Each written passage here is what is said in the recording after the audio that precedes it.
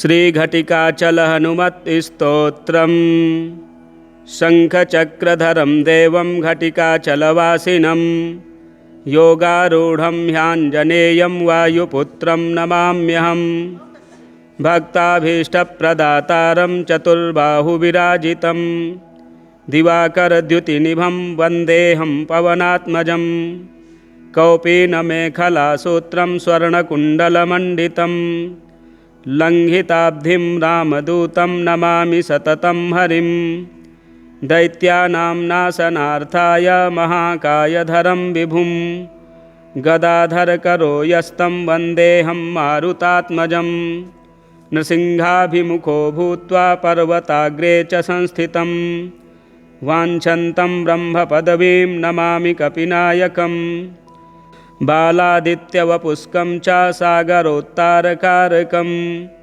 समीरवेगं देवेशं वन्दे ह्यमितविक्रमं पद्मरागारुणमणिशोभितं कामरूपिणं पारिजाततरुस्थं च वन्देऽहं वनचारिणं रामदूतनमस्तुभ्यं पादपद्मार्चनं सदा देहि मे वाञ्छितफलं पुत्रपौत्रप्रवर्धनम् इदं स्तोत्रं पठेन्नित्यं प्रातःकाले द्विजोत्तमः तस्याभीष्टं ददात्यासु रामभक्तो महाबलः तस्याभीष्टं ददात्यासु रामभक्तो महाबलः।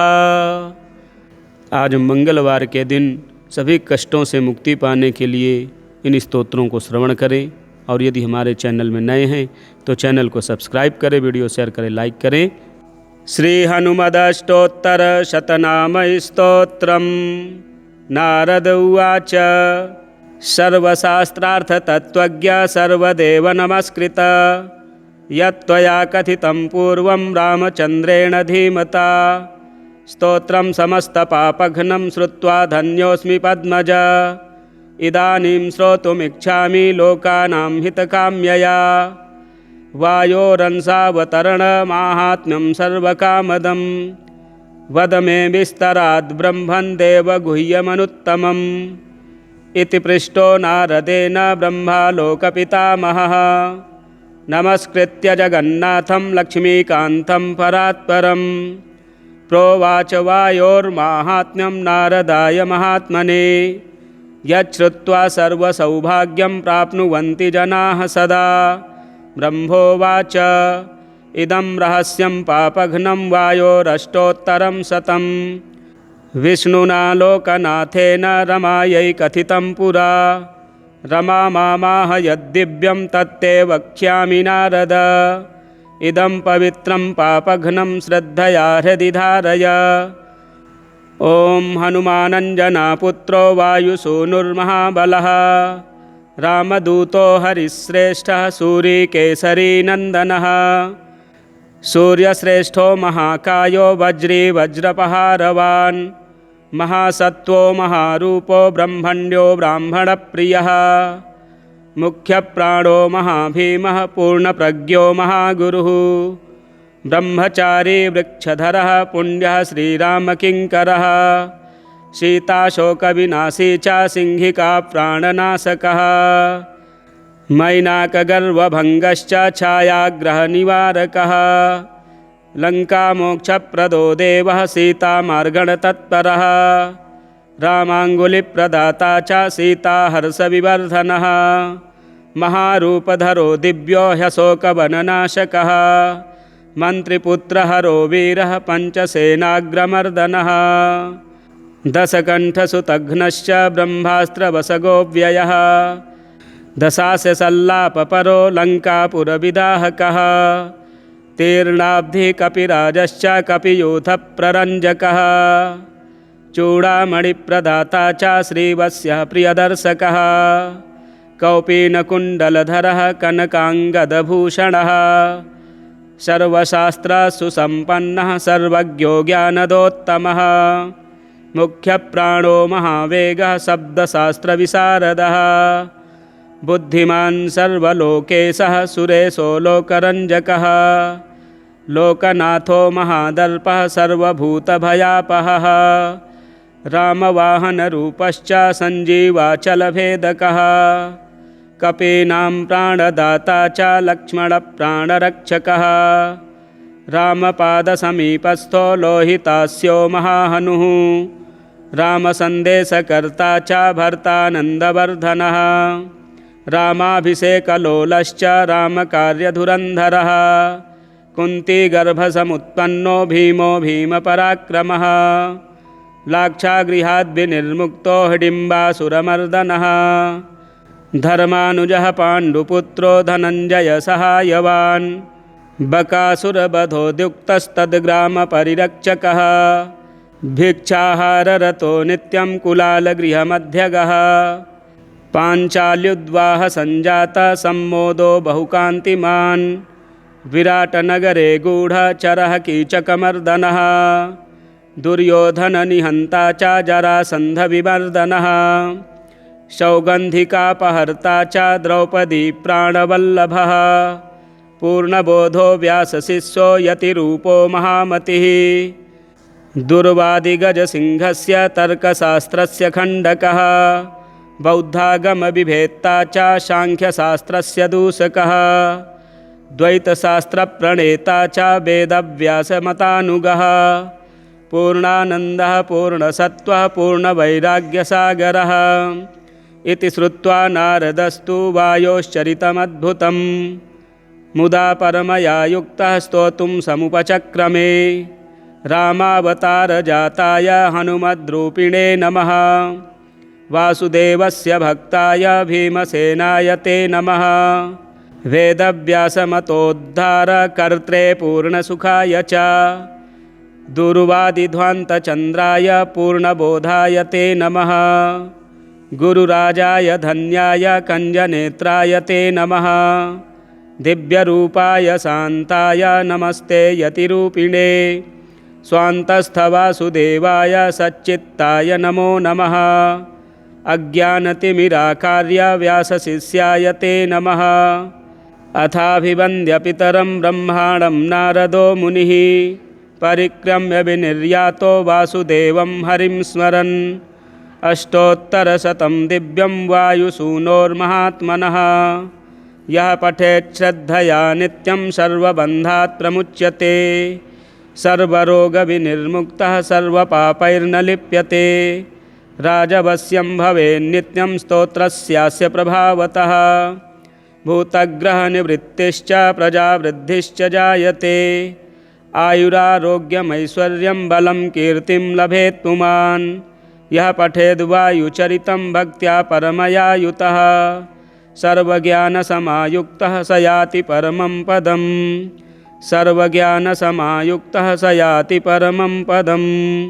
श्रीहनुमदष्टोत्तरशतनामस्तोत्रं सम्पूर्णम् श्रीहनुमत्स्वरमालास्तोत्रम् अञ्जनागर्भसम्भूतम् अग्निमित्रस्य पुत्रकं नमामि रामदूतं तं सर्वकार्यार्थसिद्धये आदित्यसदृशं बालम् अरुणोदयसम्भवं नमामि रामदूतं तं सर्वकार्यार्थसिद्धये इङ्गितज्ञस्य रामस्य दूतकार्यपरायणं नमामि रामदूतं तं सर्वकार्यार्थसिद्धये ईश्वरस्यांशसम्भूतम् ईषणारहितं हरिं नमामि रामदूतं तं सर्वकार्यार्थसिद्धये उदधिक्रमणं वीरम् उदारचरितं विभुं नमामि रामदूतं तं सर्वकार्यार्थसिद्धये उरुवेगोत्थिता वृक्षा मुहूर्तं कपिमन्वयुः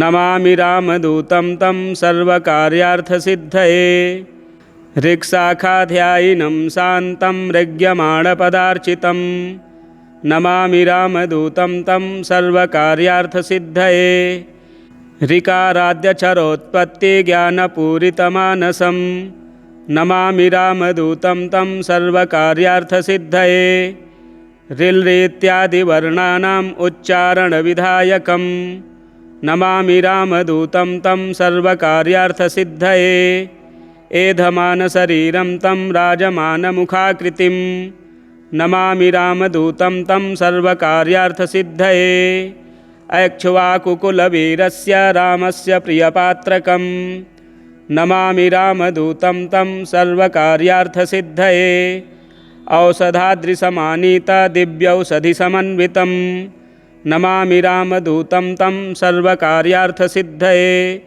औत्सुक्यमात्रकालेन शत्रुक्षयकरं विभुं नमामि रामदूतं तं सर्वकार्यार्थसिद्धये नमामि रामदूतं तं सर्वकार्यार्थसिद्धये। श्रीहनुमत्स्वरमालास्तोत्रं सम्पूर्णम्। श्रीघटिकाचलहनुमत्स्तोत्रम्। शङ्खचक्रधरं देवं घटिकाचलवासिनं योगारूढं ह्याञ्जनेयं वायुपुत्रं नमाम्यहम् भक्ताभीष्टप्रदातारं चतुर्बाहुविराजितं दिवाकरद्युतिनिभं वन्देऽहं पवनात्मजं कौपीनमेखलासूत्रं स्वर्णकुण्डलमण्डितं लङ्घिताब्धिं रामदूतं नमामि सततं हरिं दैत्यानां नाशनार्थाय महाकायधरं विभुं गदाधरकरो यस्तं वन्देऽहं मारुतात्मजं नृसिंहाभिमुखो भूत्वा पर्वताग्रे च संस्थितं वाञ्छन्तं ब्रह्मपदवीं नमामि कपिनायकं बालादित्यवपुष्कं च सागरोत्तारकारकं समीरवेगं देवेशं वन्दे ह्यमितविक्रमं पद्मरागारुणमणिशोभितं कामरूपिणं पारिजाततरुस्थं च वन्देऽहं वनचारिणं रामदूत नमस्तुभ्यं पादपद्मार्चनं सदा देहि मे वाञ्छितफलं पुत्रपौत्रप्रवर्धनम् इदं स्तोत्रं पठेन्नित्यं प्रातःकाले द्विजोत्तमः तस्याभीष्टं ददात्याशु रामभक्तो महाबलः तस्याभीष्टं ददात्याशु रामभक्तो महाबलः। आज मंगलवार के दिन सभी कष्टों से मुक्ति पाने के लिए इन स्तोत्रों को श्रवण करें और यदि हमारे चैनल में नए हैं तो चैनल को सब्सक्राइब करें, वीडियो शेयर करें, लाइक करें। श्री हनुमदष्टोत्तर शतनामस्तोत्रम्। नारद उवाच सर्वशास्त्रार्थतत्त्वज्ञ सर्वदेव नमस्कृत यत्त्वया कथितं पूर्वं रामचन्द्रेण धीमता स्तोत्रं समस्तपापघ्नं श्रुत्वा धन्योऽस्मि पद्मज इदानीं श्रोतुमिच्छामि लोकानां हितकाम्यया वायोरंसावतरणमाहात्म्यं सर्वकामदं वद मे विस्तराद् ब्रह्मन् देवगुह्यमनुत्तमम् इति पृष्टो नारदेन ब्रह्मा लोकपितामहः नमस्कृत्य जगन्नाथं लक्ष्मीकान्तं परात्परं प्रोवाच वायोर्माहात्म्यं नारदाय महात्मने यच्छ्रुत्वा सर्वसौभाग्यं प्राप्नुवन्ति जनाः सदा। ब्रह्मोवाच इदं रहस्यं पापघ्नं वायोरष्टोत्तरं शतं विष्णुना लोकनाथेन रमायै कथितं पुरा रमा मामाह यद्दिव्यं तत्ते वक्ष्यामि नारद इदं पवित्रं पापघ्नं श्रद्धया हृदि धारय। ॐ हनुमानञ्जनापुत्रो वायुसूनुर्महाबलः रामदूतो हरिश्रेष्ठः सूरीकेसरी नन्दनः सूर्यश्रेष्ठो महाकायो वज्री वज्रपहारवान् महासत्त्वो महारूपो ब्रह्मण्यो ब्राह्मणप्रियः मुख्यप्राणो महाभीमः पूर्णप्रज्ञो महागुरुः ब्रह्मचारी वृक्षधरः पुण्यः श्रीरामकिङ्करः सीताशोकविनाशी च सिंहिका प्राणनाशकः मैनाकगर्वभङ्गश्च छायाग्रहनिवारकः लङ्कामोक्षप्रदो देवः सीतामार्गणतत्परः रामाङ्गुलिप्रदाता च सीताहर्षविवर्धनः महारूपधरो दिव्यो ह्यशोकवननाशकः मन्त्रिपुत्रहरो वीरः पञ्चसेनाग्रमर्दनः दशकण्ठसुतघ्नश्च ब्रह्मास्त्रवसगो व्ययः दशास्य सल्लापपरो लङ्कापुरविदाहकः तीर्णाब्धि कपिराजश्च कपियूथप्ररञ्जकः चूडामणिप्रदाता च श्रीवत्सः प्रियदर्शकः कौपीनकुण्डलधरः कनकाङ्गदभूषणः सर्वशास्त्रसुसम्पन्नः सर्वज्ञो ज्ञानदोत्तमः मुख्यप्राणो महावेगः शब्दशास्त्रविशारदः बुद्धिमान् सर्वलोकेशः सुरेशो लोकरञ्जकः लोकनाथो महादर्पः सर्वभूतभयापहः रामवाहनरूपश्च सञ्जीवाचलभेदकः कपीनां प्राणदाता च लक्ष्मणप्राणरक्षकः रामपादसमीपस्थो लोहितास्यो महाहनुः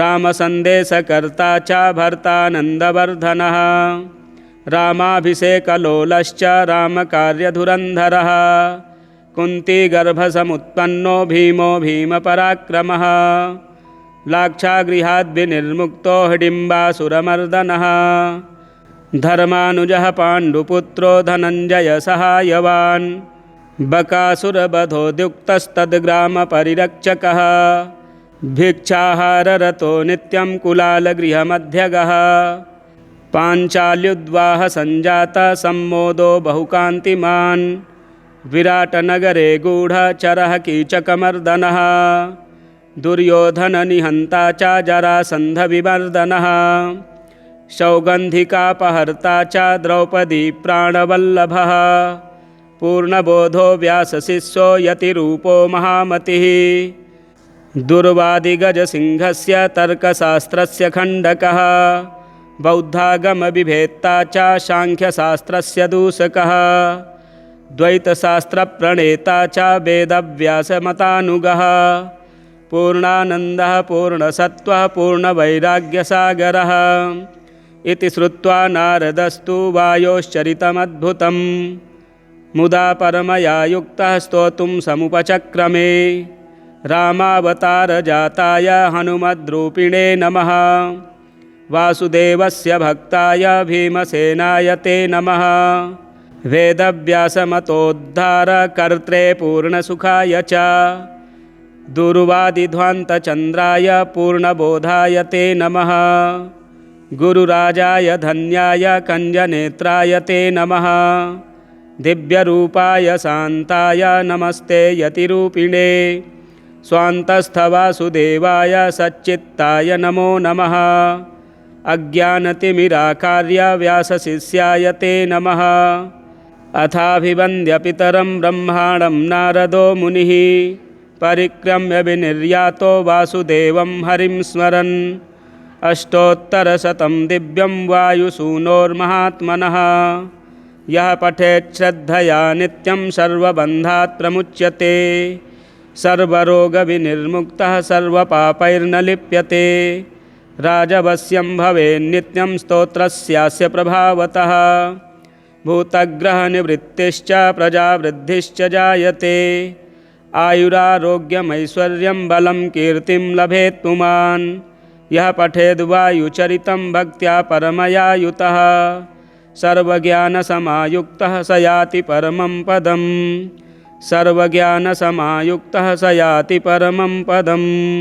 श्रीहनुमदष्टोत्तरशतनामस्तोत्रं सम्पूर्णम् श्रीहनुमत्स्वरमालास्तोत्रम् अञ्जनागर्भसम्भूतम् अग्निमित्रस्य पुत्रकं नमामि रामदूतं तं सर्वकार्यार्थसिद्धये आदित्यसदृशं बालम् अरुणोदयसम्भवं नमामि रामदूतं तं सर्वकार्यार्थसिद्धये इंगितज्ञस्य रामस्य दूतकार्यपरायणं नमामि रामदूतं तं सर्वकार्यार्थसिद्धये ईश्वरस्यांशसम्भूतम् ईषणारहितं हरिं नमामि रामदूतं तं सर्वकार्यार्थसिद्धये उदधिक्रमणं वीरम् उदारचरितं विभुं नमामि रामदूतं तं सर्वकार्यार्थसिद्धये उरुवेगोत्थिता वृक्षा मुहूर्तं कपिमन्वयुः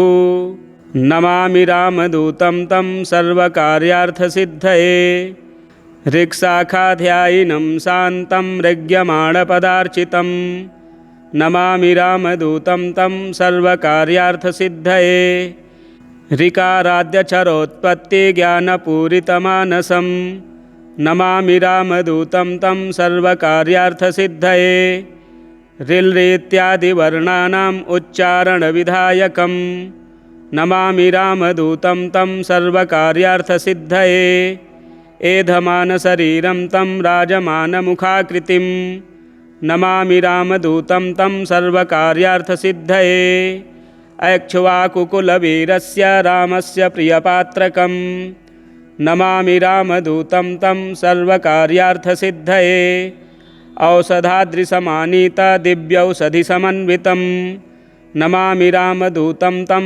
सर्वकार्यार्थसिद्धये औत्सुक्यमात्रकालेन शत्रुक्षयकरं विभुं नमामि रामदूतं तं सर्वकार्यार्थसिद्धये नमामि रामदूतं तं सर्वकार्यार्थसिद्धये श्रीहनुमत्स्वरमालास्तोत्रं सम्पूर्णम्।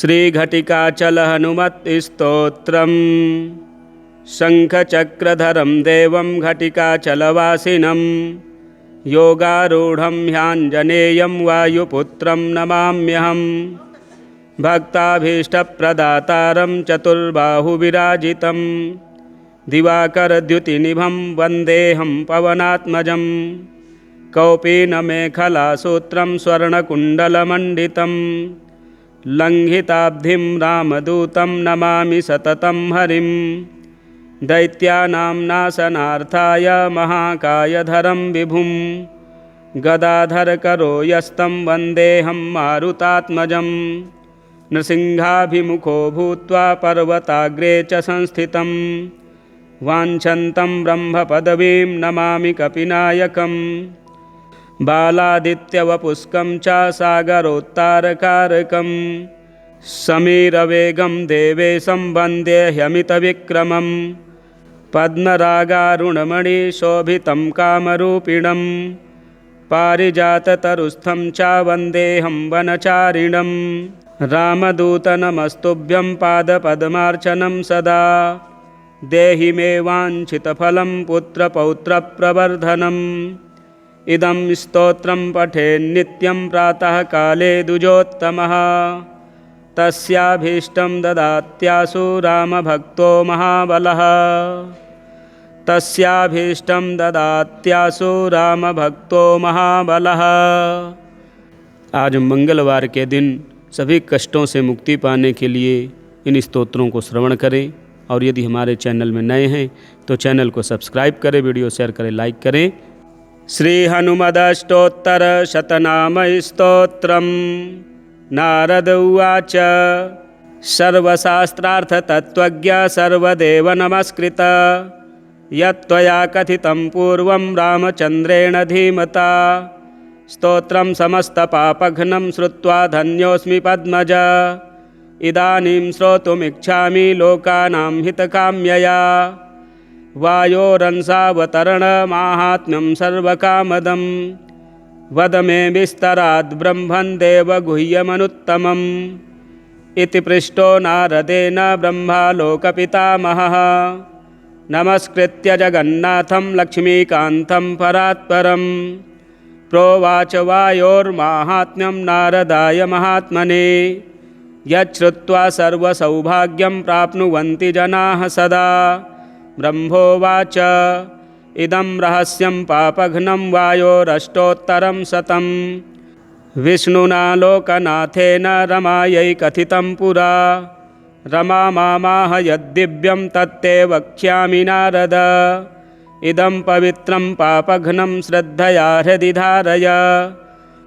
ॐ हनुमानञ्जनापुत्रो वायुसूनुर्महाबलः रामदूतो हरिश्रेष्ठः सूरीकेसरी नन्दनः सूर्यश्रेष्ठो महाकायो वज्री वज्रपहारवान् महासत्त्वो महारूपो ब्रह्मण्यो ब्राह्मणप्रियः मुख्यप्राणो महाभीमः पूर्णप्रज्ञो महागुरुः ब्रह्मचारी वृक्षधरः पुण्यः श्रीरामकिङ्करः सीताशोकविनाशी च सिंहिका प्राणनाशकः मैनाकगर्वभङ्गश्च छायाग्रहनिवारकः लङ्कामोक्षप्रदो देवः सीतामार्गणतत्परः रामाङ्गुलिप्रदाता च सीताहर्षविवर्धनः महारूपधरो दिव्यो ह्यशोकवननाशकः मन्त्रिपुत्रहरो वीरः पञ्चसेनाग्रमर्दनः दशकण्ठसुतघ्नश्च ब्रह्मास्त्रवसगोऽव्ययः दशास्यसल्लापपरो लङ्कापुरविदाहकः तीर्णाब्धिकपिराजश्च कपियूथप्ररञ्जकः चूडामणिप्रदाता च श्रीवत्सः प्रियदर्शकः कौपीनकुण्डलधरः कनकाङ्गदभूषणः सर्वशास्त्रसुसम्पन्नः सर्वज्ञो ज्ञानदोत्तमः मुख्यप्राणो महावेगः शब्दशास्त्रविशारदः बुद्धिमान् सर्वलोकेशः सुरेशो लोकरञ्जकः लोकनाथो महादर्पः सर्वभूतभयापहः रामवाहनरूपश्च सञ्जीवाचलभेदकः कपीनां प्राणदाता च लक्ष्मणप्राणरक्षकः रामपादसमीपस्थो लोहितास्यो महाहनुः रामसन्देशकर्ता च भर्तानन्दवर्धनः रामाभिषेकलोलश्च रामकार्यधुरन्धरः कुन्तीगर्भसमुत्पन्नो भीमो भीमपराक्रमः लाक्षागृहाद्विनिर्मुक्तो हिडिम्बासुरमर्दनः धर्मानुजः पाण्डुपुत्रो धनञ्जयसहायवान् बकासुरवधोद्युक्तस्तद्ग्रामपरिरक्षकः भिक्षाहाररतो नित्यं कुलालगृहमध्यगः पाञ्चाल्युद्वाहसञ्जातः सम्मोदो बहुकान्तिमान् विराटनगरे गूढचरः कीचकमर्दनः दुर्योधननिहन्ता च जरासन्धविमर्दनः सौगन्धिकापहर्ता च द्रौपदी प्राणवल्लभः पूर्णबोधो व्यासशिष्यो यतिरूपो महामतिः दुर्वादिगजसिंहस्य तर्कशास्त्रस्य खण्डकः बौद्धागमविभेत्ता च साङ्ख्यशास्त्रस्य दूषकः द्वैतशास्त्रप्रणेता च वेदव्यासमतानुगः पूर्णानन्दः पूर्णसत्त्वः पूर्णवैराग्यसागरः इति श्रुत्वा नारदस्तु वायोश्चरितमद्भुतं मुदा परमया युक्तः स्तोतुं समुपचक्रमे रामावतारजाताय हनुमद्रूपिणे नमः वासुदेवस्य भक्ताय भीमसेनाय ते नमः वेदव्यासमतोद्धारकर्त्रे पूर्णसुखाय च दुर्वादिध्वान्तचन्द्राय पूर्णबोधाय ते नमः गुरुराजाय धन्याय कञ्जनेत्राय ते नमः दिव्यरूपाय शान्ताय नमस्ते यतिरूपिणे स्वान्तस्थवासुदेवाय सच्चित्ताय नमो नमः अज्ञानतिमिराकार्य व्यासशिष्याय ते नमः अथाभिवन्द्य पितरं ब्रह्माणं नारदो मुनिः परिक्रम्य विनिर्यातो वासुदेवं हरिं स्मरन् अष्टोत्तरशतं दिव्यं वायुसूनोर्महात्मनः यः पठेत् श्रद्धया नित्यं सर्वबन्धात् प्रमुच्यते सर्वरोगविनिर्मुक्तः सर्वपापैर्न लिप्यते राजवश्यं भवेन्नित्यं स्तोत्रस्यास्य प्रभावतः भूतग्रहनिवृत्तिश्च प्रजावृद्धिश्च जायते आयुरारोग्यमैश्वर्यं बलं कीर्तिं लभेत् पुमान् यः पठेद्वायुचरितं भक्त्या परमया युतः सर्वज्ञानसमायुक्तः स याति परमं पदम् सर्वज्ञानसमायुक्तः स याति परमं पदम् श्रीहनुमदष्टोत्तरशतनामस्तोत्रं सम्पूर्णम् श्रीहनुमत्स्वरमाला स्तोत्रम् अञ्जनागर्भसम्भूतम् अग्निमित्रस्य पुत्रकं नमामि रामदूतं तं सर्वकार्यार्थसिद्धये आदित्यसदृशं बालम् अरुणोदयसम्भवं नमामि रामदूतं तं सर्वकार्यार्थसिद्धये। इंगितज्ञस्य रामस्य दूतकार्यपरायणं नमामि रामदूतं तं सर्वकार्यार्थसिद्धये। ईश्वरस्यांशसम्भूतम् ईषणारहितं हरिं नमामि रामदूतं तं सर्वकार्यार्थसिद्धये। उदधिक्रमणं वीरम् उदारचरितं विभुं नमामि रामदूतं तं सर्वकार्यार्थसिद्धये। उरुवेगोत्थिता वृक्षा मुहूर्तं कपिमन्वयुः नमामि रामदूतं तं सर्वकार्यार्थसिद्धये। ऋक्शाखाध्यायिनं शान्तं ऋग्यमाणपदार्चितं नमामि रामदूतं तं सर्वकार्यार्थसिद्धये। ऋकाराद्यक्षरोत्पत्तिज्ञानपूरितमानसं नमामि रामदूतं तं सर्वकार्यार्थसिद्धये। ऋल्-ऋत्यादिवर्णानाम् उच्चारणविधायकं नमामि रामदूतं तं सर्वकार्यार्थसिद्धये। एधमानशरीरं तं राजमानमुखाकृतिं नमामि रामदूतं तं सर्वकार्यार्थसिद्धये। ऐक्ष्वाकुकुलवीरस्य रामस्य प्रियपात्रकं नमामि रामदूतं तं सर्वकार्यार्थसिद्धये। औषधाद्रिसमानीतदिव्यौषधिसमन्वितं नमामि रामदूतं तं सर्वकार्यार्थसिद्धये। औत्सुक्यमात्रकालेन शत्रुक्षयकरं विभुं नमामि रामदूतं तं सर्वकार्यार्थसिद्धये। नमामि रामदूतं तं सर्वकार्यार्थसिद्धये। श्रीहनुमत्स्वरमालास्तोत्रं सम्पूर्णम्। श्रीघटिकाचलहनुमत्स्तोत्रम्। शङ्खचक्रधरं देवं घटिकाचलवासिनं योगारूढं ह्याञ्जनेयं वायुपुत्रं नमाम्यहं।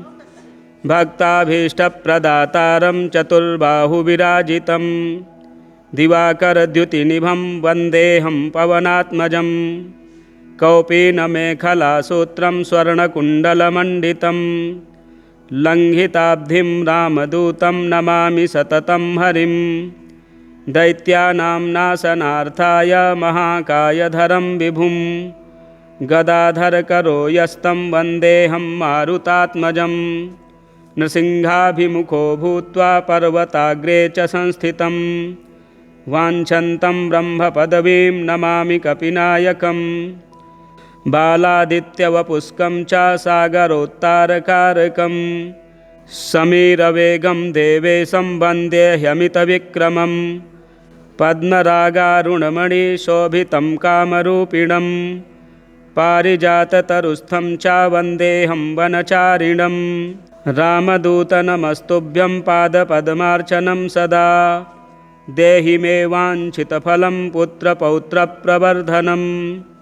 इदं स्तोत्रं पठेन्नित्यं प्रातःकाले द्विजोत्तमः तस्याभीष्टं ददात्याशु रामभक्तो महाबलः। तस्याभीष्टं ददात्याशु रामभक्तो महाबलः। आज मंगलवार के दिन सभी कष्टों से मुक्ति पाने के लिए इन स्तोत्रों को श्रवण करें और यदि हमारे चैनल में नए हैं तो चैनल को सब्सक्राइब करें, वीडियो शेयर करें, लाइक करें। श्री हनुमदष्टोत्तर शतनाम स्तोत्रम्। नारद उवाच सर्वशास्त्रार्थतत्त्वज्ञ सर्वदेव नमस्कृत यत्त्वया कथितं पूर्वं रामचन्द्रेण धीमता। स्तोत्रं समस्तपापघ्नं श्रुत्वा धन्योऽस्मि पद्मज। इदानीं श्रोतुमिच्छामि लोकानां हितकाम्यया। वायोरंसावतरणमाहात्म्यं सर्वकामदं वद मे विस्तराद् ब्रह्मन् देवगुह्यमनुत्तमम्। इति पृष्टो नारदेन ब्रह्मा लोकपितामहः नमस्कृत्य जगन्नाथं लक्ष्मीकान्तं परात्परम्। प्रोवाच वायोर्माहात्म्यं नारदाय महात्मने यच्छ्रुत्वा सर्वसौभाग्यं प्राप्नुवन्ति जनाः सदा। ब्रह्मोवाच इदं रहस्यं पापघ्नं वायोरष्टोत्तरं शतं विष्णुना लोकनाथेन रमायै कथितं पुरा।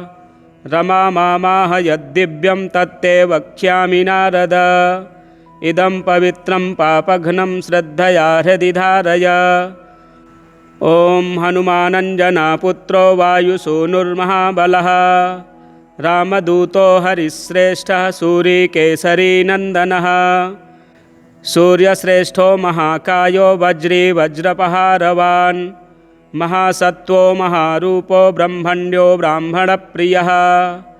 मुख्यप्राणो महाभीमः पूर्णप्रज्ञो महागुरुः। ब्रह्मचारी वृक्षधरः पुण्यः श्रीरामकिङ्करः। सीताशोकविनाशी च सिंहिका प्राणनाशकः। मैनाकगर्वभङ्गश्च छायाग्रहनिवारकः। लङ्कामोक्षप्रदो देवः सीतामार्गणतत्परः। रामाङ्गुलिप्रदाता च सीताहर्षविवर्धनः। महारूपधरो दिव्यो ह्यशोकवननाशकः। मन्त्रिपुत्रहरो वीरः पञ्चसेनाग्रमर्दनः। दशकण्ठसुतघ्नश्च ब्रह्मास्त्रवसगो व्ययः। दशास्यसल्लापपरो लङ्कापुरविदाहकः। तीर्णाब्धिकपिराजश्च कपियूथप्ररञ्जकः। चूडामणिप्रदाता च श्रीवत्सः प्रियदर्शकः। कौपीनकुण्डलधरः कनकाङ्गदभूषणः। सर्वशास्त्रसुसम्पन्नः सर्वज्ञो ज्ञानदोत्तमः। मुख्यप्राणो महावेगः शब्दशास्त्रविशारदः। बुद्धिमान् सर्वलोकेशः सुरेशो लोकरञ्जकः। लोकनाथो महादर्पः सर्वभूतभयापहः। रामवाहनरूपश्च सञ्जीवाचलभेदकः। कपीनां प्राणदाता च लक्ष्मणप्राणरक्षकः। रामपादसमीपस्थो लोहितास्यो महाहनुः। रामसन्देशकर्ता च भर्तानन्दवर्धनः। रामाभिषेकलोलश्च रामकार्यधुरन्धरः। कुन्तीगर्भसमुत्पन्नो भीमो भीमपराक्रमः। लाक्षागृहाद्विनिर्मुक्तो हिडिम्बासुरमर्दनः। धर्मानुजः पाण्डुपुत्रो धनञ्जयसहायवान्। बकासुरवधोद्युक्तस्तद्ग्रामपरिरक्षकः। भिक्षाहाररतो नित्यं कुलालगृहमध्यगः। पाञ्चाल्युद्वाहसञ्जातः सम्मोदो बहुकान्तिमान्। विराटनगरे गूढचरः कीचकमर्दनः। दुर्योधननिहन्ता च जरासन्धविमर्दनः। सौगन्धिकापहर्ता च द्रौपदी प्राणवल्लभः। पूर्णबोधो व्यासशिष्यो यतिरूपो महामतिः। दुर्वादिगजसिंहस्य तर्कशास्त्रस्य खण्डकः। बौद्धागमविभेत्ता च साङ्ख्यशास्त्रस्य दूषकः। द्वैतशास्त्रप्रणेता च वेदव्यासमतानुगः। पूर्णानन्दः पूर्णसत्त्वः पूर्णवैराग्यसागरः। इति श्रुत्वा नारदस्तु वायोश्चरितमद्भुतं। मुदा परमया युक्तः स्तोतुं समुपचक्रमे। रामावतारजाताय हनुमद्रूपिणे नमः। वासुदेवस्य भक्ताय भीमसेनाय ते नमः। वेदव्यासमतोद्धारकर्त्रे पूर्णसुखाय च दुर्वादिध्वान्तचन्द्राय पूर्णबोधाय ते नमः। गुरुराजाय धन्याय कञ्जनेत्राय ते नमः। दिव्यरूपाय शान्ताय नमस्ते यतिरूपिणे। स्वान्तस्थवासुदेवाय सच्चित्ताय नमो नमः। अज्ञानतिमिराकार्य व्यासशिष्याय ते नमः। अथाभिवन्द्य पितरं ब्रह्माणं नारदो मुनिः। परिक्रम्य विनिर्यातो वासुदेवं हरिं स्मरन्। अष्टोत्तरशतं दिव्यं वायुसूनोर्महात्मनः। यः पठेत् श्रद्धया नित्यं सर्वबन्धात् प्रमुच्यते। सर्वरोगविनिर्मुक्तः सर्वपापैर्न लिप्यते। राजवश्यं भवेन्नित्यं स्तोत्रस्यास्य प्रभावतः। भूतग्रहनिवृत्तिश्च प्रजावृद्धिश्च जायते। आयुरारोग्यमैश्वर्यं बलं कीर्तिं लभेत् पुमान्। यः पठेद्वायुचरितं भक्त्या परमया युतः सर्वज्ञानसमायुक्तः स याति परमं पदम्। सर्वज्ञानसमायुक्तः स याति परमं पदम्। श्रीहनुमदष्टोत्तरशतनामस्तोत्रं सम्पूर्णम्। श्रीहनुमत्स्वरमाला स्तोत्रम्। अञ्जनागर्भसम्भूतम् अग्निमित्रस्य पुत्रकम् नमामि रामदूतं तं सर्वकार्यार्थसिद्धये। आदित्यसदृशं बालम् अरुणोदयसम्भवम् नमामि रामदूतं तं सर्वकार्यार्थसिद्धये। इंगितज्ञस्य रामस्य दूतकार्यपरायणम् नमामि रामदूतं तं सर्वकार्यार्थसिद्धये। ईश्वरस्यांशसम्भूतम् ईषणारहितं हरिं नमामि रामदूतं तं सर्वकार्यार्थसिद्धये। उदधिक्रमणं वीरम् उदारचरितं विभुं नमामि रामदूतं तं सर्वकार्यार्थसिद्धये। उरुवेगोत्थिता वृक्षा मुहूर्तं कपिमन्वयुः नमामि रामदूतं तं सर्वकार्यार्थसिद्धये। ऋक्शाखाध्यायिनं शान्तं ऋग्यमाणपदार्चितं नमामि रामदूतं तं सर्वकार्यार्थसिद्धये। ऋकाराद्यक्षरोत्पत्तिज्ञानपूरितमानसं नमामि रामदूतं तं सर्वकार्यार्थसिद्धये। ऋल्-ऋत्यादिवर्णानाम् उच्चारणविधायकं नमामि रामदूतं तं सर्वकार्यार्थसिद्धये। एधमानशरीरं तं राजमानमुखाकृतिं नमामि रामदूतं तं सर्वकार्यार्थसिद्धये। ऐक्ष्वाकुकुलवीरस्य रामस्य प्रियपात्रकं नमामि रामदूतं तं सर्वकार्यार्थसिद्धये। औषधाद्रिसमानीतदिव्यौषधिसमन्वितं नमामि रामदूतं तं सर्वकार्यार्थसिद्धये। औत्सुक्यमात्रकालेन शत्रुक्षयकरं विभुं नमामि रामदूतं तं सर्वकार्यार्थसिद्धये। नमामि रामदूतं तं सर्वकार्यार्थसिद्धये। श्रीहनुमत्स्वरमाला स्तोत्रं सम्पूर्णम्। श्रीघटिकाचलहनुमत्स्तोत्रम्। शङ्खचक्रधरं देवं घटिकाचलवासिनं योगारूढं ह्याञ्जनेयं वायुपुत्रं नमाम्यहं। भक्ताभीष्टप्रदातारं चतुर्बाहुविराजितं दिवाकरद्युतिनिभं वन्देऽहं पवनात्मजं।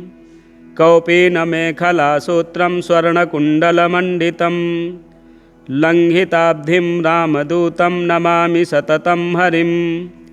दैत्यानां नाशनार्थाय महाकायधरं विभुं गदाधरकरो यस्तं वन्देऽहं मारुतात्मजं। नृसिंहाभिमुखो भूत्वा पर्वताग्रे च संस्थितं वाञ्छन्तं ब्रह्मपदवीं नमामि कपिनायकं। बालादित्यवपुष्कं च सागरोत्तारकारकं समीरवेगं देवेशं वन्दे ह्यमितविक्रमं। पद्मरागारुणमणिशोभितं कामरूपिणं पारिजाततरुस्थं च वन्देऽहं वनचारिणं। रामदूतनमस्तुभ्यं पादपद्मार्चनं सदा देहि मे वाञ्छितफलं पुत्रपौत्रप्रवर्धनम्। इदं स्तोत्रं पठेन्नित्यं प्रातःकाले द्विजोत्तमः तस्याभीष्टं ददात्याशु रामभक्तो महाबलः। तस्याभीष्टं ददात्याशु रामभक्तो महाबलः। आज मंगलवार के दिन सभी कष्टों से मुक्ति पाने के लिए इन स्तोत्रों को श्रवण करें और यदि हमारे चैनल में नए हैं तो चैनल को सब्सक्राइब करें, वीडियो शेयर करें, लाइक करें। श्री हनुमदष्टोत्तर शतनाम स्तोत्रम्। नारद उवाच सर्वशास्त्रार्थतत्त्वज्ञ सर्वदेव नमस्कृत यत्त्वया कथितं पूर्वं रामचन्द्रेण धीमता।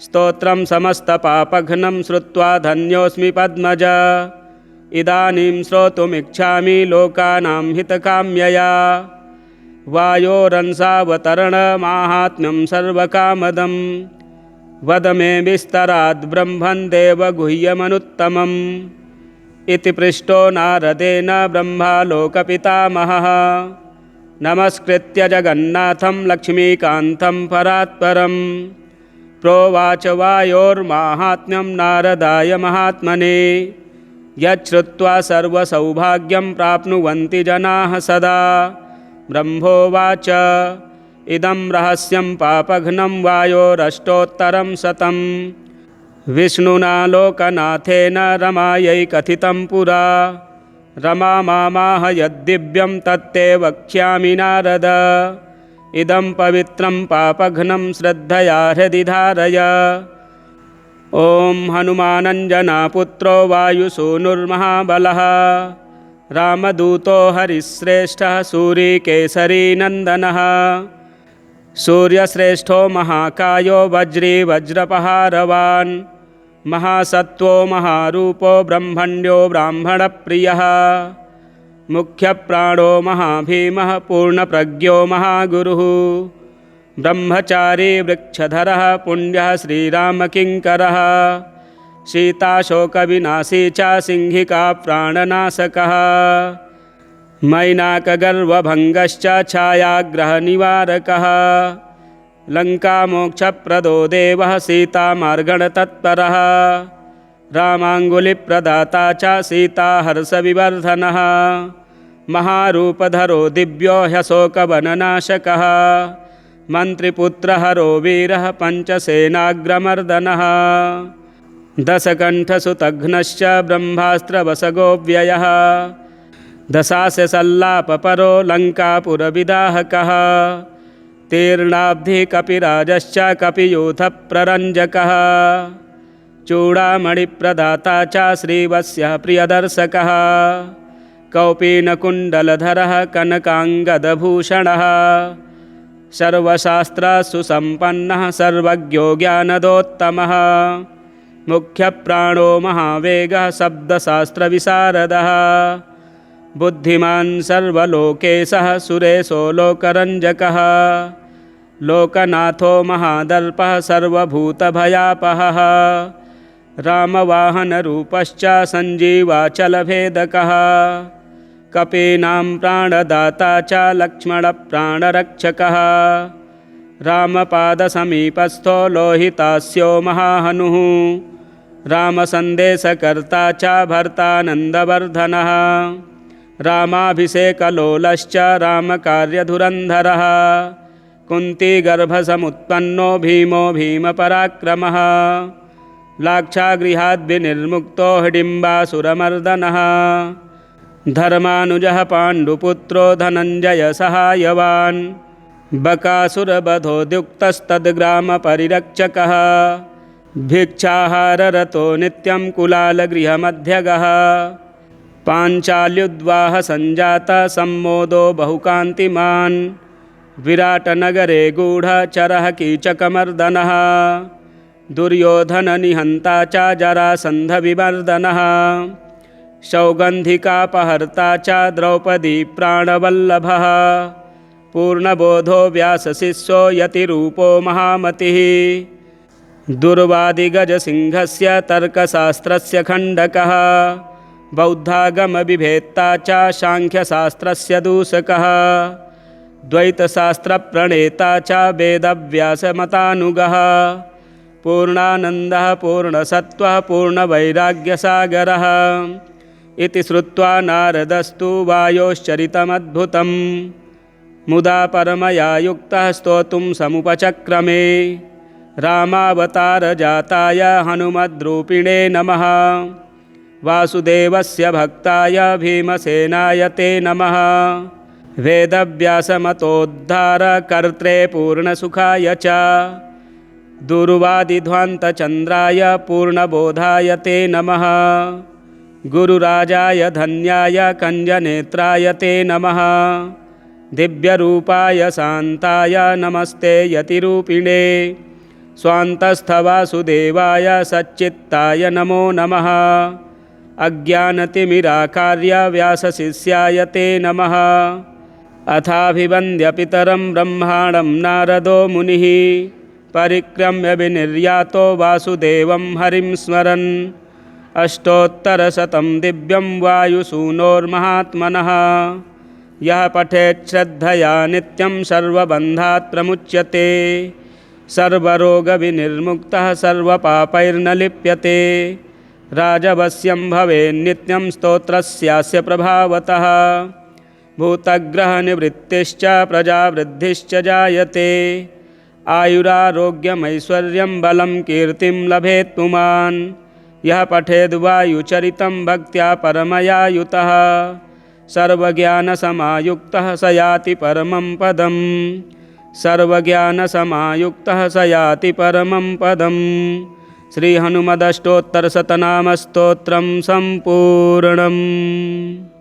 श्रीहनुमत्स्वरमाला स्तोत्रम् अञ्जनागर्भसम्भूतम् अग्निमित्रस्य पुत्रकं नमामि रामदूतं तं सर्वकार्यार्थसिद्धये आदित्यसदृशं बालम् अरुणोदयसम्भवं नमामि रामदूतं तं सर्वकार्यार्थसिद्धये इंगितज्ञस्य रामस्य दूतकार्यपरायणं नमामि रामदूतं तं सर्वकार्यार्थसिद्धये ईश्वरस्यांशसम्भूतम् ईषणारहितं हरिं नमामि रामदूतं तं सर्वकार्यार्थसिद्धये उदधिक्रमणं वीरम् उदारचरितं विभुं नमामि रामदूतं तं सर्वकार्यार्थसिद्धये उरुवेगोत्थिता वृक्षा मुहूर्तं कपिमन्वयुः नमामि रामदूतं तं सर्वकार्यार्थसिद्धये ऋक्शाखाध्यायिनं शान्तं ऋग्यमाणपदार्चितं नमामि रामदूतं तं सर्वकार्यार्थसिद्धये ऋकाराद्यचरोत्पत्तिज्ञानपूरितमानसं नमामि रामदूतं तं सर्वकार्यार्थसिद्धये ऋल्रीत्यादिवर्णानाम् उच्चारणविधायकं नमामि रामदूतं तं सर्वकार्यार्थसिद्धये एधमानशरीरं तं राजमानमुखाकृतिं नमामि रामदूतं तं सर्वकार्यार्थसिद्धये ऐक्ष्वाकुकुलवीरस्य रामस्य प्रियपात्रकं नमामि रामदूतं तं सर्वकार्यार्थसिद्धये औषधाद्रिसमानीता दिव्यौषधिसमन्वितं नमामि रामदूतं तं सर्वकार्यार्थसिद्धये औत्सुक्यमात्रकालेन शत्रुक्षयकरं विभुं नमामि रामदूतं तं सर्वकार्यार्थसिद्धये नमामि रामदूतं तं सर्वकार्यार्थसिद्धये। श्रीहनुमत्स्वरमाला स्तोत्रं सम्पूर्णम्। श्रीघटिकाचल हनुमत् स्तोत्रम् शङ्खचक्रधरं देवं घटिकाचलवासिनं योगारूढं ह्याञ्जनेयं वायुपुत्रं नमाम्यहं भक्ताभीष्टप्रदातारं चतुर्बाहुविराजितं दिवाकरद्युतिनिभं वन्देऽहं पवनात्मजं कौपीनमेखलासूत्रं स्वर्णकुण्डलमण्डितं लङ्घिताब्धिं रामदूतं नमामि सततं हरिं दैत्यानां नाशनार्थाय महाकायधरं विभुं गदाधरकरो यस्तं वन्देऽहं मारुतात्मजं नृसिंहाभिमुखो भूत्वा पर्वताग्रे च संस्थितं वाञ्छन्तं ब्रह्मपदवीं नमामि कपिनायकं बालादित्यवपुष्कं च सागरोत्तारकारकं समीरवेगं देवेशं वन्दे ह्यमितविक्रमं पद्मरागारुणमणिशोभितं कामरूपिणं पारिजाततरुस्थं च वन्देऽहं वनचारिणं रामदूतनमस्तुभ्यं पादपद्मार्चनं सदा देहि मे वाञ्छितफलं पुत्रपौत्रप्रवर्धनम् इदं स्तोत्रं पठेन्नित्यं प्रातःकाले द्विजोत्तमः तस्याभीष्टं ददात्याशु रामभक्तो महाबलः तस्याभीष्टं ददात्यासु रामभक्तो महाबलः। आज मंगलवार के दिन सभी कष्टों से मुक्ति पाने के लिए इन स्तोत्रों को श्रवण करें।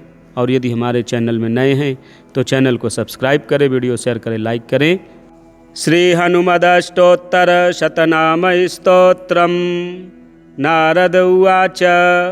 सर्वशास्त्रार्थ तत्त्वज्ञ सर्वदेव नमस्कृत यत्त्वया कथितं पूर्वं रामचन्द्रेण धीमता। स्तोत्रं समस्तपापघ्नं श्रुत्वा धन्योऽस्मि पद्मज। इदानीं श्रोतुमिच्छामि लोकानां हितकाम्यया। वायोरंसावतरणमाहात्म्यं सर्वकामदं।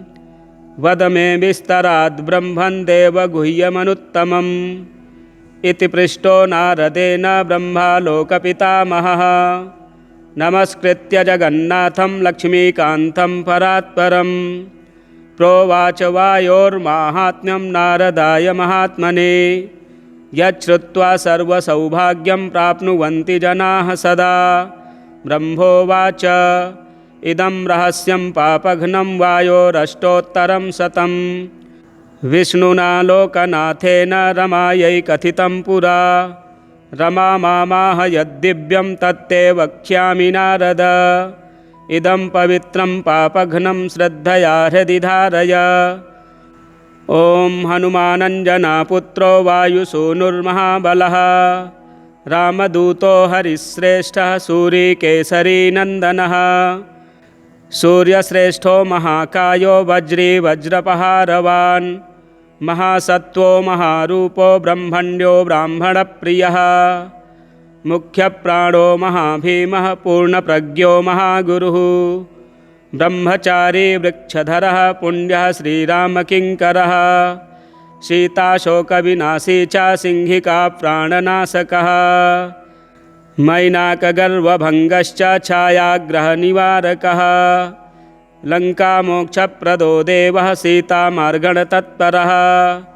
रामाङ्गुलिप्रदाता च सीताहर्षविवर्धनः। महारूपधरो दिव्यो ह्यशोकवननाशकः। मन्त्रिपुत्रहरो वीरः पञ्चसेनाग्रमर्दनः। दशकण्ठसुतघ्नश्च ब्रह्मास्त्रवसगोऽव्ययः। दशास्यसल्लापपरो लङ्कापुरविदाहकः। तीर्णाब्धिः कपिराजश्च कपियूथप्ररञ्जकः। चूडामणिप्रदाता च श्रीवत्सः प्रियदर्शकः। कौपीनकुण्डलधरः कनकाङ्गदभूषणः। सर्वशास्त्रसुसम्पन्नः सर्वज्ञो ज्ञानदोत्तमः। मुख्यप्राणो महावेगः शब्दशास्त्रविशारदः। बुद्धिमान् सर्वलोकेशः सुरेशो लोकरञ्जकः। लोकनाथो महादर्पः सर्वभूतभयापहः। रामवाहनरूपश्च सञ्जीवाचलभेदकः। कपीनां प्राणदाता च लक्ष्मणप्राणरक्षकः। रामपादसमीपस्थो लोहितास्यो महाहनुः। रामसन्देशकर्ता च भर्तानन्दवर्धनः। रामाभिषेकलोलश्च रामकार्यधुरन्धरः। कुन्तीगर्भसमुत्पन्नो भीमो भीमपराक्रमः। लाक्षागृहाद्विनिर्मुक्तो हिडिम्बासुरमर्दनः। धर्मानुजः पाण्डुपुत्रो धनञ्जयसहायवान्। बकासुरवधोद्युक्तस्तद्ग्रामपरिरक्षकः। भिक्षाहाररतो नित्यं कुलालगृहमध्यगः। पाञ्चाल्युद्वाहसञ्जातः सम्मोदो बहुकान्तिमान्। विराटनगरे गूढचरः कीचकमर्दनः।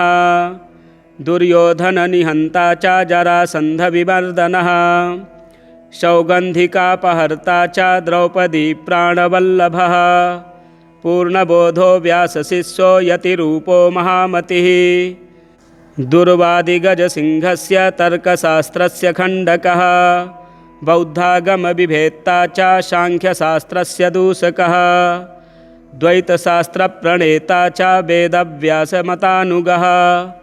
पूर्णानन्दः पूर्णसत्त्वः पूर्णवैराग्यसागरः। इति श्रुत्वा नारदस्तु वायोश्चरितमद्भुतम्। मुदा परमया युक्तः स्तोतुं समुपचक्रमे। रामावतारजाताय हनुमद्रूपिणे नमः। वासुदेवस्य भक्ताय भीमसेनाय ते नमः। वेदव्यासमतोद्धारकर्त्रे पूर्णसुखाय च दुर्वादिध्वान्तचन्द्राय पूर्णबोधाय ते नमः। गुरुराजाय धन्याय कञ्जनेत्राय ते नमः। दिव्यरूपाय शान्ताय नमस्ते यतिरूपिणे। स्वान्तस्थवासुदेवाय सच्चित्ताय नमो नमः। अज्ञानतिमिराकार्य व्यासशिष्याय ते नमः। अथाभिवन्द्य पितरं ब्रह्माणं नारदो मुनिः। परिक्रम्य विनिर्यातो वासुदेवं हरिं स्मरन्। अष्टोत्तरशतं दिव्यं वायुसूनोर्महात्मनः। यः पठेत् श्रद्धया नित्यं सर्वबन्धात् प्रमुच्यते। सर्वरोगविनिर्मुक्तः सर्वपापैर्न लिप्यते। राजवश्यं भवेन्नित्यं स्तोत्रस्यास्य प्रभावतः। भूतग्रहनिवृत्तिश्च प्रजावृद्धिश्च जायते। आयुरारोग्यमैश्वर्यं बलं कीर्तिं लभेत् पुमान्। यः पठेद् वायुचरितं भक्त्या परमया युतः। सर्वज्ञानसमायुक्तः स याति परमं पदम्। सर्वज्ञानसमायुक्तः स याति परमं पदम्। श्रीहनुमदष्टोत्तरशतनामस्तोत्रं सम्पूर्णम्। श्रीहनुमत्स्वरमाला स्तोत्रम्। अञ्जनागर्भसम्भूतम् अग्निमित्रस्य पुत्रकम्। नमामि रामदूतं तं सर्वकार्यार्थसिद्धये। आदित्यसदृशं बालम् अरुणोदयसम्भवम्। नमामि रामदूतं तं सर्वकार्यार्थसिद्धये। इंगितज्ञस्य रामस्य दूतकार्यपरायणम्। नमामि रामदूतं तं सर्वकार्यार्थसिद्धये। ईश्वरस्यांशसम्भूतम् ईषणारहितं हरिं। नमामि रामदूतं तं सर्वकार्यार्थसिद्धये। उदधिक्रमणं वीरम् उदारचरितं विभुम्। नमामि रामदूतं तं सर्वकार्यार्थसिद्धये। उरुवेगोत्थिता वृक्षा मुहूर्तं कपिमन्वयुः। नमामि रामदूतं तं सर्वकार्यार्थसिद्धये। ऋक्शाखाध्यायिनं शान्तं ऋग्यमाणपदार्चितं। नमामि रामदूतं तं सर्वकार्यार्थसिद्धये। ऋकाराद्यचरोत्पत्तिज्ञानपूरितमानसं। नमामि रामदूतं तं सर्वकार्यार्थसिद्धये। ऋल्रीत्यादिवर्णानाम् उच्चारणविधायकं। नमामि रामदूतं तं सर्वकार्यार्थसिद्धये। एधमानशरीरं तं राजमानमुखाकृतिं। नमामि रामदूतं तं सर्वकार्यार्थसिद्धये। ऐक्ष्वाकुकुलवीरस्य रामस्य प्रियपात्रकं। नमामि रामदूतं तं सर्वकार्यार्थसिद्धये। औषधाद्रिसमानीतदिव्यौषधिसमन्वितं। नमामि रामदूतं तं सर्वकार्यार्थसिद्धये। औत्सुक्यमात्रकालेन शत्रुक्षयकरं विभुं। नमामि रामदूतं तं सर्वकार्यार्थसिद्धये। नमामि रामदूतं तं सर्वकार्यार्थसिद्धये। श्रीहनुमत्स्वरमाला स्तोत्रं सम्पूर्णम्। श्रीघटिकाचलहनुमत् स्तोत्रम्। शङ्खचक्रधरं देवं घटिकाचलवासिनं। योगारूढं ह्याञ्जनेयं वायुपुत्रं नमाम्यहम्। भक्ताभीष्टप्रदातारं चतुर्बाहुविराजितं। दिवाकरद्युतिनिभं वन्देऽहं पवनात्मजं। कौपीनमेखलासूत्रं स्वर्णकुण्डलमण्डितं। लङ्घिताब्धिं रामदूतं नमामि सततं हरिं। दैत्यानां नाशनार्थाय महाकायधरं विभुं। गदाधरकरो यस्तं वन्देऽहं मारुतात्मजं। नृसिंहाभिमुखो भूत्वा पर्वताग्रे च संस्थितं। वाञ्छन्तं ब्रह्मपदवीं नमामि कपिनायकम्। बालादित्यवपुष्कं च सागरोत्तारकारकं। समीरवेगं देवेशं वन्दे ह्यमितविक्रमं पद्मरागारुणमणिशोभितं कामरूपिणं पारिजाततरुस्थं च वन्देऽहं वनचारिणं रामदूतनमस्तुभ्यं पादपद्मार्चनं सदा देहि मे वाञ्छितफलं पुत्रपौत्रप्रवर्धनम् इदं स्तोत्रं पठेन्नित्यं प्रातःकाले द्विजोत्तमः तस्याभीष्टं ददात्याशु रामभक्तो महाबलः तस्याभीष्टं ददात्याशु रामभक्तो महाबलः। आज मंगलवार के दिन सभी कष्टों से मुक्ति पाने के लिए इन स्तोत्रों को श्रवण करें और यदि हमारे चैनल में नए हैं तो चैनल को सब्सक्राइब करें, वीडियो शेयर करें, लाइक करें।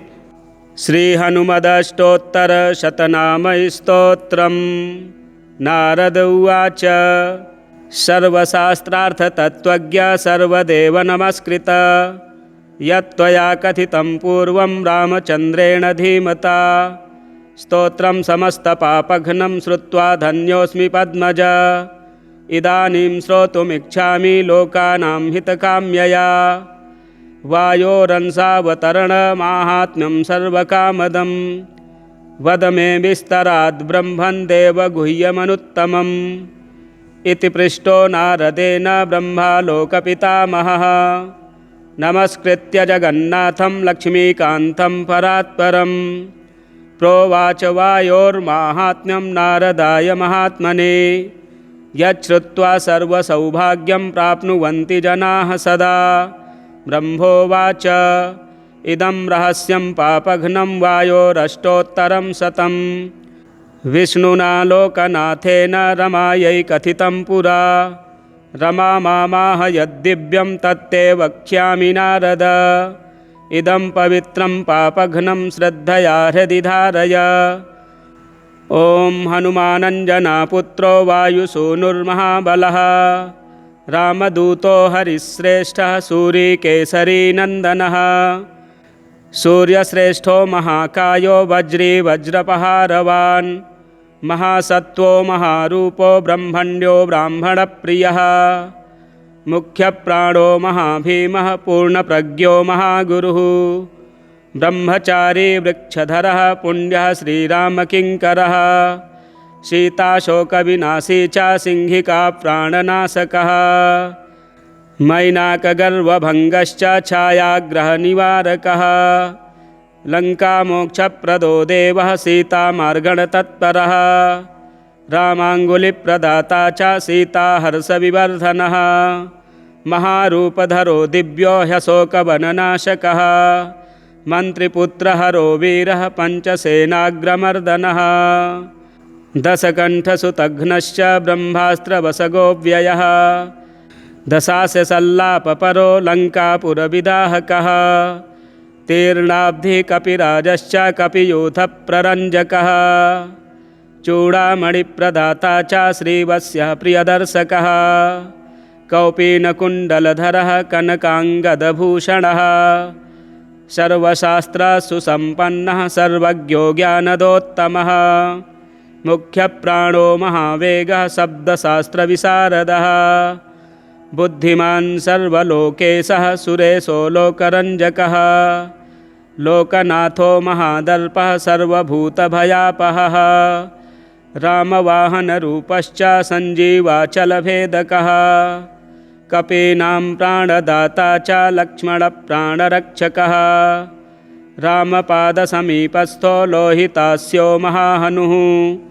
रामसन्देशकर्ता च भर्तानन्दवर्धनः रामाभिषेकलोलश्च रामकार्यधुरन्धरः कुन्तीगर्भसमुत्पन्नो भीमो भीमपराक्रमः लाक्षागृहाद्विनिर्मुक्तो हिडिम्बासुरमर्दनः धर्मानुजः पाण्डुपुत्रो धनञ्जयसहायवान् बकासुरवधोद्युक्तस्तद्ग्रामपरिरक्षकः भिक्षाहाररतो नित्यं कुलालगृहमध्यगः पाञ्चाल्युद्वाहसञ्जातः सम्मोदो बहुकान्तिमान् विराटनगरे गूढचरः कीचकमर्दनः दुर्योधननिहन्ता च जरासन्धविमर्दनः सौगन्धिकापहर्ता च द्रौपदी प्राणवल्लभः पूर्णबोधो व्यासशिष्यो यतिरूपो महामतिः दुर्वादिगजसिंहस्य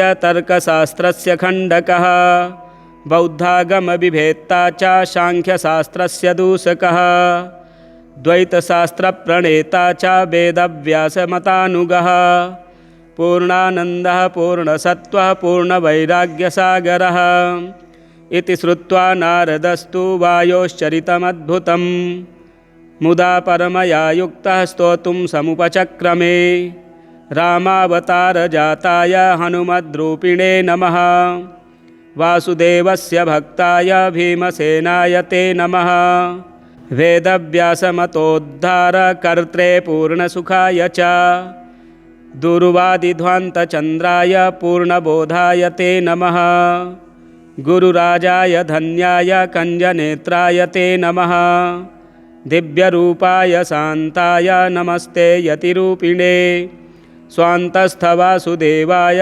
सच्चित्ताय नमो नमः अज्ञानतिमिराकार्य व्यासशिष्याय ते नमः अथाभिवन्द्य पितरं ब्रह्माणं नारदो मुनिः परिक्रम्य विनिर्यातो वासुदेवं हरिं स्मरन् अष्टोत्तरशतं दिव्यं वायुसूनोर्महात्मनः यः पठेत् श्रद्धया नित्यं सर्वबन्धात् प्रमुच्यते सर्वरोगविनिर्मुक्तः सर्वपापैर्न लिप्यते राजवश्यं भवेन्नित्यं स्तोत्रस्यास्य प्रभावतः भूतग्रहनिवृत्तिश्च प्रजावृद्धिश्च जायते आयुरारोग्यमैश्वर्यं बलं कीर्तिं लभेत् पुमान् यः पठेद्वायुचरितं भक्त्या परमया युतः सर्वज्ञानसमायुक्तः स याति परमं पदम् सर्वज्ञानसमायुक्तः स याति परमं पदम्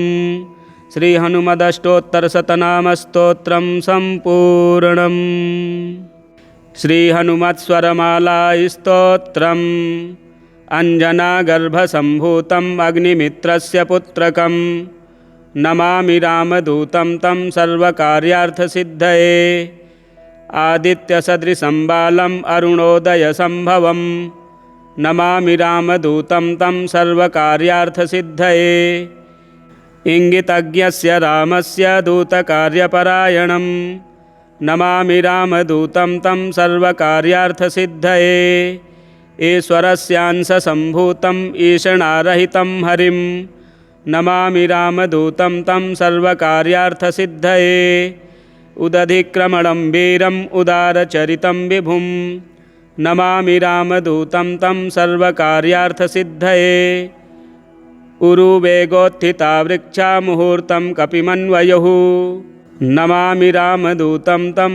सर्वकार्यार्थसिद्धये ऋक्शाखाध्यायिनं शान्तं ऋग्यमाणपदार्चितं नमामि रामदूतं तं सर्वकार्यार्थसिद्धये ऋकाराद्यक्षरोत्पत्तिज्ञानपूरितमानसं नमामि रामदूतं तं सर्वकार्यार्थसिद्धये ऋल्रीत्यादिवर्णानाम् उच्चारणविधायकं नमामि रामदूतं तं सर्वकार्यार्थसिद्धये एधमानशरीरं तं राजमानमुखाकृतिं नमामि रामदूतं तं सर्वकार्यार्थसिद्धये ऐक्ष्वाकुकुलवीरस्य रामस्य प्रियपात्रकं नमामि रामदूतं तं सर्वकार्यार्थसिद्धये औषधाद्रिसमानीतदिव्यौषधिसमन्वितं नमामि रामदूतं तं सर्वकार्यार्थसिद्धये